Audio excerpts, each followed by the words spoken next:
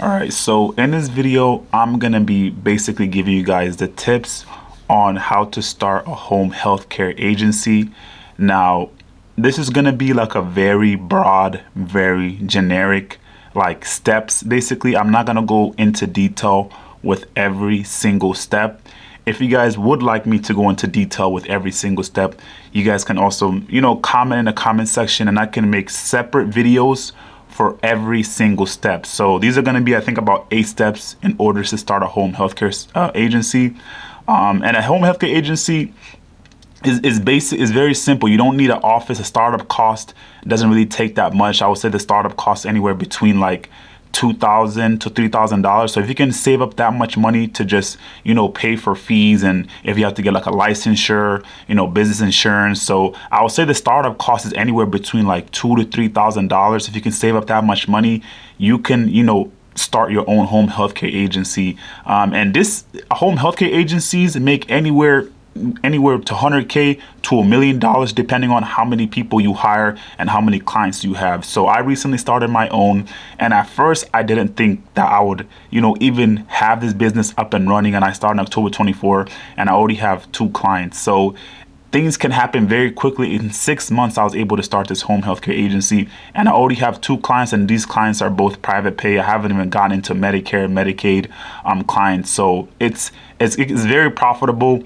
But it takes a lot of time, a lot of patience, a lot of discipline in order to put this type of business together. And so I just want to give you guys some insights, because I don't gatekeep. I want everybody to be able to, start their own home healthcare agency, or people to start their own businesses. So if those for you that want to start a home healthcare agency, these are 8 steps that you can do to start your own home healthcare agency. So step 1, what you're going to do is you're going to check for regulations in your state. Now, each state has different regulations in order to start a home healthcare agency. Now, mine is a non-medical. My agency is a non-medical home healthcare agency, and that means I don't have to be licensed. Some states, you have to be licensed even for non-medical. So what I would do is just go on Google and search up whatever state you live in. For example, I stay in Nebraska. If you stay in Kansas or California or Arizona, look up in your state, do you have to be licensed to start a non-medical home healthcare agency? Or just look up, do you have to be licensed to start a home healthcare agency? Because you need to know whether you need to have the licensure or not. Because some states are heavily regulated, like I think like Houston and California, states like that, and Texas. I think those are like heavily regulated states, and even for non-medical you might still have to have a licensure. But for some states like mine's, like Nebraska, you don't have to have a license to start a non-medical. Now, if I were to become medical, then I would need to have a licensure. So make sure you do the research and you go on DHHS, so Department of Human Health Services. Go look that up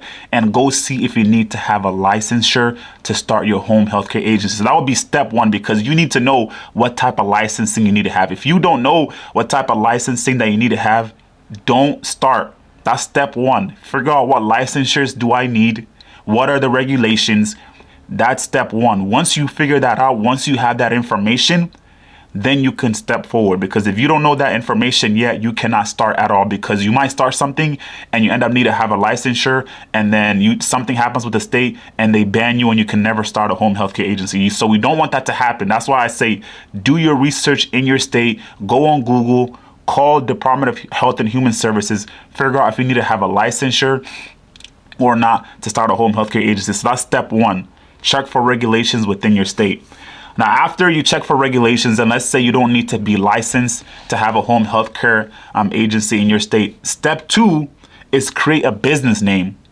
Now, the way you can create a business name is just go on ChatGPT. If you're not a creative person, that's literally what I did. I got on ChatGPT and I looked up creative home healthcare agency names, and they basically gave me, like, you can ask ChatGPT to give you like 20 names of like a potential home healthcare agency names. And when you find out the name that you want to check to see if that name is available in your state, because you can come up with the name. And this happened to me too. I came up with the name and I went and I made my agency. I made my agency without doing my research. I went and came up with the name, and then I tried to form an LLC using that name. And what happened is that name that I was trying to create for my agency or for my brand was already taken. So I cannot do that. If you create a certain name. This is why I say you need to go and check. You can go and check your business state clinic. I think there's like websites that you can go on. You can just look up, is this name available in my state? So just look that up and to see if that name is available in your state. So because you don't make the same mistake that I made, because I did that twice. I picked out the first name, it wasn't available, and I tried to create an LLC, and then I picked out another name and it wasn't available. And so I basically did my research on my state and to see what business names are available. And then I was able to create, my business name, Patron Senior Living. So make sure you pick a name that's not already taken by other agency, because if it is taken, you cannot create that business. You will get sued. So make sure you do your research. Make sure you pick a name, or you come up with the name that is available. Do not make the same mistake that I made of forming an LLC with the name that was already taken by a different company, because you will get sued. It will not look good. So make sure you do your research. Check state registry. I think I already mentioned that. Make sure you check your state registry to see if that name is available in your state before you pick that name out. So step 2 is create your business name. Now step 3 is creating your LLC and your EIN. So LLC stands for limited liability company, and then EIN stands for employer identification number. So what an LLC basically means is when you start a business, it is an entity of its own. So when you start a business, it does not go under your name. It is its own entity, like it is its own person, basically. So when the way that business functions, it is outside of you. You may own that business, but if somebody were to come sue you, the reason why you didn't have an LLC is if somebody were to come sue you, they cannot sue you personally. They can't go after your assets, but they can go after your business assets. And if you have lawyers and stuff like that, it's easier for you to battle within your business instead of trying to battle, somebody yourself, because then you are at risk at losing everything, like your money, your cars, your home. So you want to make sure you form an LLC, so that way you are running the business under LLC. And if somebody were to come battle you, or you will go to court, they're battling, the company and not you. So an LLC is very, very important. And to create an LLC, I'm going to put the links below. You can go to BizInsure or Inc. Files. You can create an LLC by going there. And it's very, very simple. I think it costs like $100 to, create an LLC. So make sure once you picked out a good name, make sure you create an LLC. And the website that you can go and create an LLC, I will post it in the descriptions. It is called BizInsure Inc. Files, or you can also do LegalZoom is another website where you can create your own LLC. So like I said, it is important to have an LLC, because this company, this business you're building, it is going to be its own entity. Don't open a business under your own name. Open it under an LLC, so that way it's accountable for itself and you don't mix your personal, items with the business. So make sure you get an LLC. And the next thing is an EIN. An EIN is an employer identification number. So when you employ people, this is the number that your taxes and the payments will be going through, because at the end of the day, you got to pay Uncle Sam. So if you don't have an EIN, you cannot do business. Make sure you get your EIN. And if you want to get an EIN, just go look up on Google. Everything I'm saying you can find on Google. Just look up, how can I get an EIN through my state? Or just look up EIN through the website, whatever state you're living in, and you can get an EIN. And there's plenty of customer service resources that you can use. So just look up how to get an EIN within your state, and that's very, very simple. And I think the cost to get an EIN is like $100 or like $200. I don't think it was like that crazy. I mean, expensive at first, but it's not that bad. So make sure you get your LLC, and then get your EIN, employer identification number. That is step 3. Now, step 4, you have to create an NPI number. What an NPI number is What an NPI stands for is National Provider Number. Now, let me explain to you guys what an NPI is and what it does. So an NPI basically goes under your business. So once you come up with your business name and you solidify your LLC and you have your home healthcare agency, you cannot get clients through Medicaid or Medicare without having an NPI number. When you bill Medicaid or Medicare for the clients that you're getting, you need to have an NPI number, because if you don't have an NPI number, you will not be able to bill the clients. You will not be able to get reimbursements for the services. So an NPI number is important, because if you want to get approved for Medicaid or Medicare or commercial insurances, they will require you to have an NPI number. If you do not have an NPI number, you will not be able to get reimbursed. You will not be able to get paid through Medicaid or Medicare. So make sure you create an NPI number. And the way you can do that is by going to npp.gov I will leave the link in the description. If you guys want like a more detailed video on how to create an NPI number, because it is kind of difficult, I'm not gonna lie, let me know and I can try to make a more like cohesive video, more in detail on how to create an NPI number. So you're gonna go to npps.com and you will be able to apply for an NPI number, so that way you can, get referrals for Medicaid and Medicare clients, so that way you can build them and get paid through Medicaid and Medicare. That is very, very important. Make sure you get your NPI number and you apply for an NPI number. That is very, very important. That is step 4. Now, step 5, once you created that NPI, what you're gonna do is you're gonna create a website. People need to be able to find your agency. People need to see that you are a legit agency. So what you need to do is create a business website. Now, I don't know how to create a website. I'm not a software engineer. I don't know how to do any of that stuff.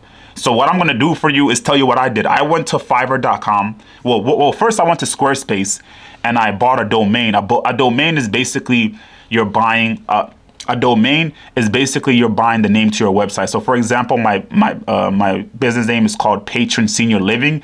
So in order to make that a domain, to buy that, I have to go to Squarespace and buy the .com. So I went to Squarespace and bought the domain patronseniorliving.com. So whatever your business is, whether it's Caring Hands, if that's what your business is called, you have to go to Squarespace and buy your domain, basically your website's name. And I think the fee for to buying a domain depends on what the website. Depends on what the cost of the domain basically depends on how exclusive that domain name is. Mine's cost me, I think, like $10, but yours, it depends how much value that name is. But you can go to Squarespace to go buy a domain. And then in order to build your website or to create a website, I didn't do it on my own. I went to Fiverr and somebody created a website for me on Fiverr. So if you are not if you're not technically savvy or you don't know how to create a website, you can just go to Fiverr and somebody will be able to create a website for you and you pay them a fee or whatever the case may be. So I'll link that. I'll probably try to link Fiverr in the comment section. They'll be able to create a website. And like I said, a website is important because when somebody looks you up on Google or somebody needs your business card, they have to be able to find you. If they cannot find you online, if clients cannot find you, they are not going to trust your agency. If clients cannot find you online, they can't find your branding, they can't see where you're at online, they're probably going to think that you're a scam. So you got to make sure you have a website and create a website that looks good, that you can navigate well, because people will be looking at that. People look at websites. If they don't see that you have a website or they see that your website is not put together, they will not choose your services. So remember that. Create a good looking website, and you don't have to do that. You can look up, you can go to Fiverr and somebody can create a website for you and you just have to pay them a fee. So just do that. It's easy. And the sixth thing you're gonna do is get business insurance.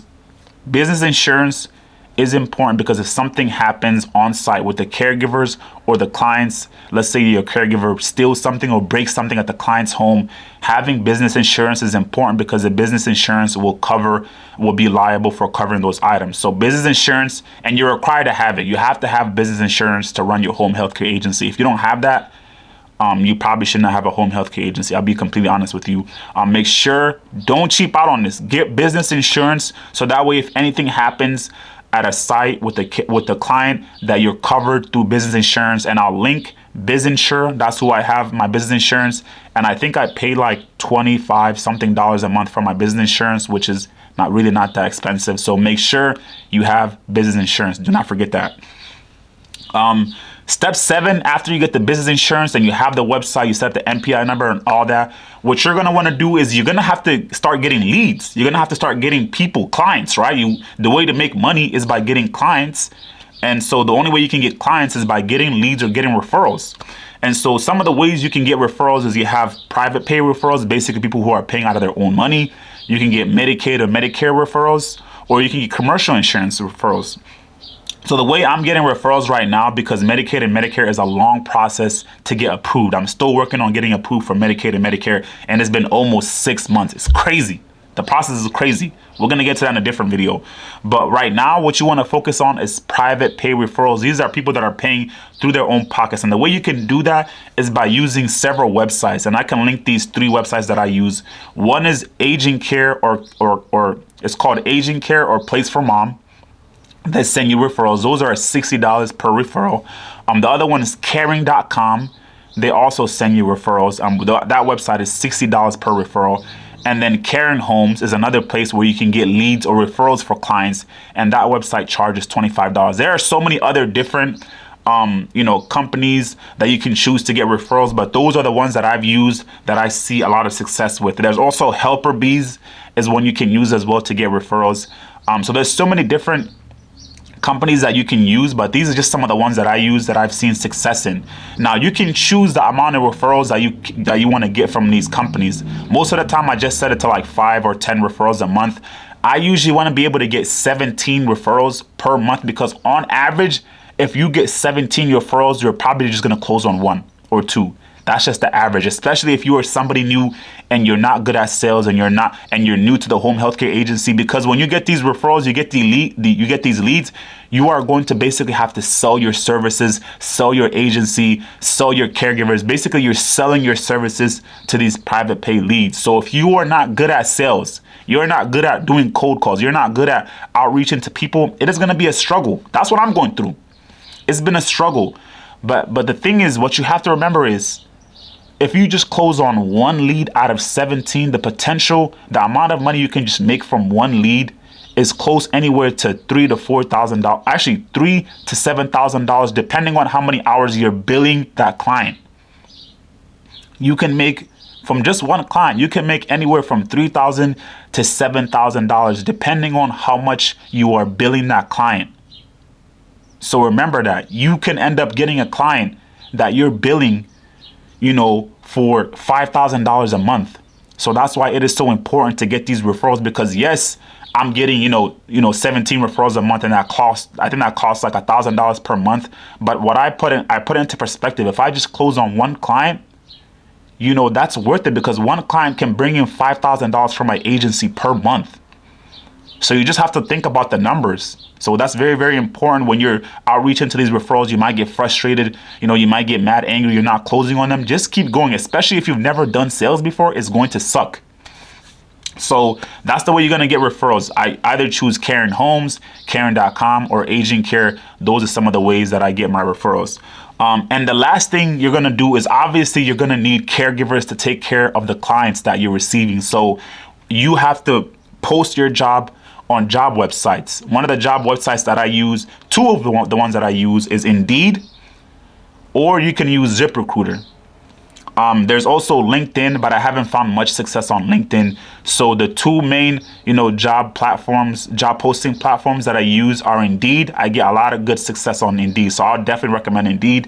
And then I also recommend ZipRecruiter. ZipRecruiter is decent, but it's not better than Indeed. So the number 1 job recruiting website that I recommend is Indeed, and then ZipRecruiter will probably be second one. But depending on what state you're in, there might be other websites that you can use to do recruiting to find caregivers. But you want to basically post a job on there. My jobs are just like in-home caregiver, and you could basically follow what other agencies are posting. So let's say you're hiring for an in-home caregiver role. If you go on Indeed and look up in-home caregiver role, and you find other agencies in your state that have the same job posted, you basically just copy and paste their job description and then use that for your own job description. Just tweak a few things, change a few things and stuff like that, and you'll be good to go. That's literally what I did. It's really not that hard. And then once people start applying for the jobs, and trust me, once you post a link or a job on Indeed, you will start to get people applying for those jobs right away. Because when I first posted my job on Indeed, I was already getting people applying for positions like a couple hours in. So once you post, that job offer on Indeed or ZipRecruiter, you're gonna start to get people, applying right away. So that's the last step. You're gonna hire caregivers, and if you guys want more details, that's the last step, hiring caregivers, so the way you can have people to take care of the clients that you're going to be having. So that's step 8, how to start a home healthcare agency. Like I said, this is a very, very broad video. I wasn't going to get very much detail, because if I did, I would be sitting here for almost an hour just trying to explain every single step. So if you guys want like any of these steps like detailed, if you guys want me to make another video just further explaining some of these steps, please let me know in the comment sections, and I can try to get like detailed versions of explaining some of these steps. And hopefully you guys enjoyed the video. And if you are out there trying to start a business, just trying to start a home healthcare agency, if you guys have any questions, let me know in the comment section as well. See you guys in the next video. Peace.